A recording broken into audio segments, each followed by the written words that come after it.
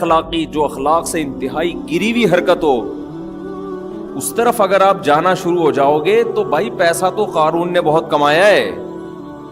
چور اچکے ڈاکو صبح شام کما رہے ہوتے ہیں اپنی عزت اور غیرت بیچ کے. تمہیں اللہ نے 2 ہاتھ دیے، ان سے جتنا کما سکتے ہو کماؤ. کسی کے مال پہ نظر مت رکھو، نہ باپ کے مال پہ، نہ ماں کے مال پہ. باپ کو بول دو ابا کھانے کو روٹی ہے نہیں ہے، میں اپنے حصے کا کماؤں گا، جتنا میرا مقدر ہے اللہ مجھے دے گا. مزید اولاد گھر میں آ جائے، میری صحت پہ کوئی، میرا بازو پیدا ہوگا، ایک میرا بھائی پیدا ہوگا. ماں مر گئی ہے، باپ اگر شادی کر رہا ہے، ابا کو کہو ابا ایک اور شادی کرو، کوئی بات نہیں، 12.5% اس کی وراثت میں حصہ چلا گیا، اللہ نے ہمیں بہت دیا ہے، اللہ نے 2 ہاتھ دے دیے، یہ سب کچھ ہے، کما لیں گے، کچھ نہ کچھ کر لیں گے، آپ اپنا خیال کرو. ایسے لالچ کر کے بیٹھے ہوتے ہیں نا. میرے پاس کیس آئے ہیں، داڑھی ہے، ابا کی بھی داڑھی، بچے کی بھی داڑھی، بچہ بھی نمازی، ابا بھی نمازی. ابا نے شادی کی ہے، بچے نے مکان کی فائلیں چھپا دی کہ ایسا نہ ہو وراثت میں اس کا حصہ جائے. یہاں آیا، پرانا قصہ ہو گیا، اب پتہ نہیں چلے گا کس کی بات ہو رہی ہے. مجھے اتنا غصہ آیا، اتنا غصہ آیا، یار بے غیرت آدمی، تجھے تیرے باپ نے گھر دیا بنا کے، ساری زندگی اس میں پلا ہے، تو گاڑی دی اس کے باپ نے اس کو، تیری تعلیم پہ خرچ کیا، تجھے تو بچ جانا چاہیے باپ کے سامنے. ابا میں جو کماؤں گا آپ کے ہاتھ میں لا کے رکھوں گا، آپ کو دوں گا. مجھے اچھا یہی لگتا ہے کہ میں آپ سے مانگ کے کھایا کروں، جیسے بچپن سے ہمیشہ مانگتا آیا ہوں. یہ مانگنے کا مزہ ہے ماں باپ سے. ہم نے چونکہ بے غیرت لوگوں کے ساتھ بھی ٹائم گزارا، غیرت مندوں کے ساتھ بھی نا، تو ہمیں کمپیئر کرنے کا موقع بہت اچھا. ہمارے پاس پرلے درجے کی بے غیرتی کے واقعات بھی ہیں. میں پھر بتا دوں، یہ بے غیرتی میں مجبوری میں کہہ رہا ہوں، اس کو بے غیرتی نہیں کہیں گے. بے غیرتی، کسی نے بے غیرتی کو غصہ آ جائے میرے اوپر کہ یار ہمیں اتنا گندا کیوں کر رہے ہو ان لوگوں کو ہم. اور میرے پاس اعلیٰ درجے کی غیرت کی مثالیں بھی الحمدللہ موجود. میرے جو شیخ ہیں نا، حضرت مفتی عبدالرحیم صاحب، اللہ ان کی عمر میں برکت دے، پہلے تو نام ہی نہیں لیتا تھا میں، پابندی تھی، وہ شہرت نہیں چاہتے. تو ہمارے جو دادا شیخ تھے حضرت مفتی رشید احمد صاحب رحمہ اللہ تعالیٰ تھے. جو میرے شیخ تھے یہ بچپن میں دارالفتاء والارشاد آ گئے پڑھنے کے لیے، سمجھ رہے ہیں، والدین سے اجازت لی، بھائی میں اعلیٰ تعلیم کے لیے کہاں جاؤں گا، تخصص جو مفتی بننے کے لیے مفتی رشید احمد صاحب کے پاس آ گئے. خوب غور سے سننا واقعہ کہ غیرت مند کس طرح کے ہوتے ہیں. تو مفتی رشید احمد صاحب رحمہ اللہ تعالی، انہوں نے ان کو اپنی کسٹڈی میں لے لیا، بالکل بچوں کی طرح پالنا شروع کر دیا اپنا بیٹا سمجھ کے. دیکھتا ہے نا بعض دفعہ استاذ کے اس میں قابلیت کتنی ہے.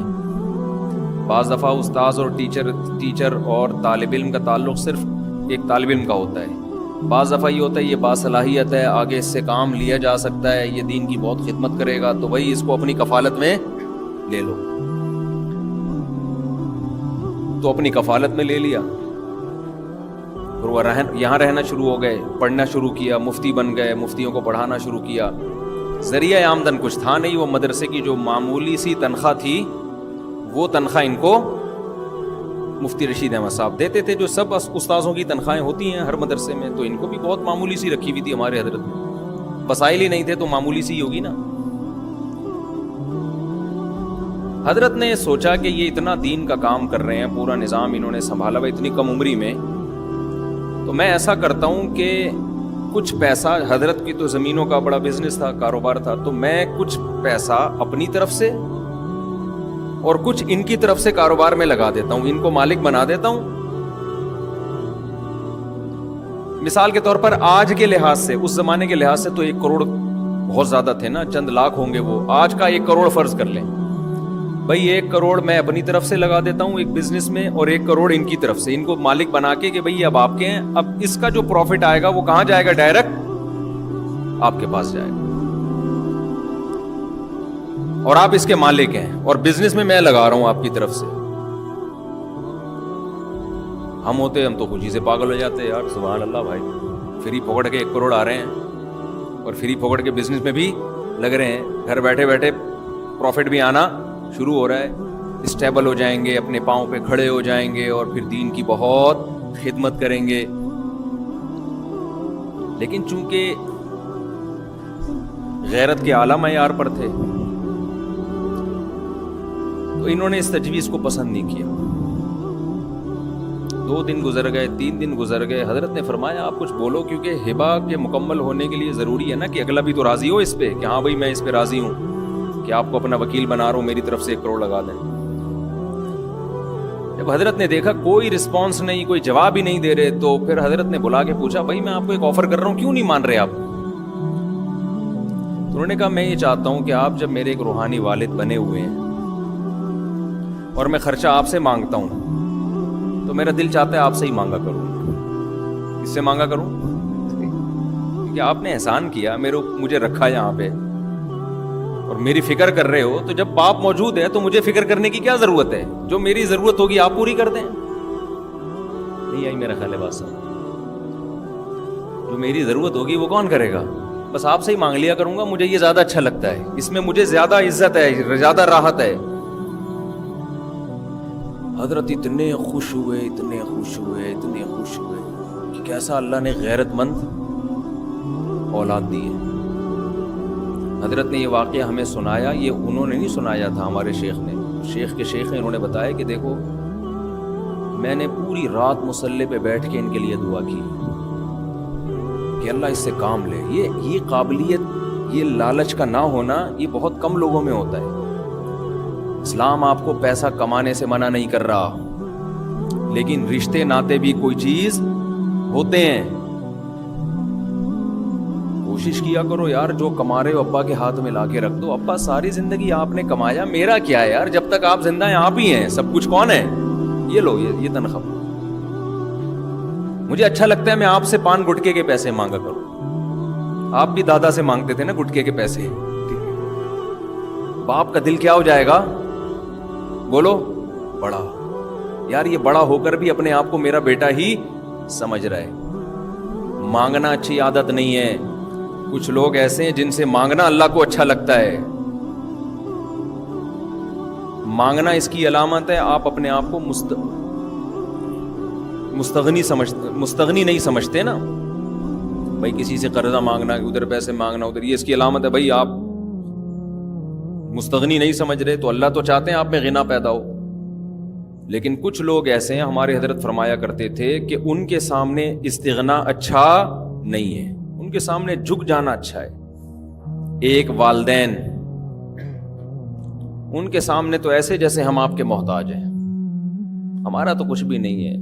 ابا کہے گا بیٹا تو اتنا کما رہے, ابا کما رہے ہیں تو آپ کی وجہ سے کما رہے ہیں, ہمارا کیا ہے بھائی.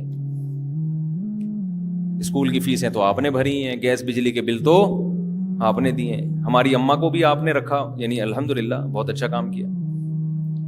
آپ کی اماں ہے نا, اس لیے آپ کو مشکل نہیں لگ رہا. آپ کی اماں آپ کے ابا کی تو وائف ہے نا, جن کی وائف ہوتی ہے ان سے پوچھو کتنا یعنی اچھا کام ہے. سب عورتیں بھی سن رہی ہوتی ہیں, یعنی الحمدللہ بہت آسان کام ہے یہ. انہوں نے رکھا تو باپ کا دل کیا ہو جاتا ہے؟ بڑا ہو جاتا ہے. ہمارے یہاں الٹا حساب چل رہا ہے یار.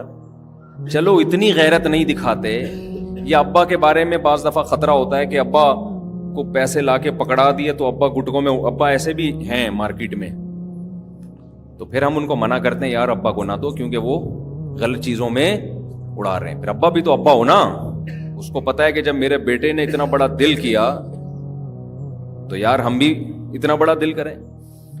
مجھے یاد ہے میرے 2 بڑے بھائی, ان کی جب جاب لگی نا تو انہوں نے پہلی تنخواہ لا کے ہمارے والد کو پکڑا دی کہ آپ خاندانی کام کیا نا انہوں نے,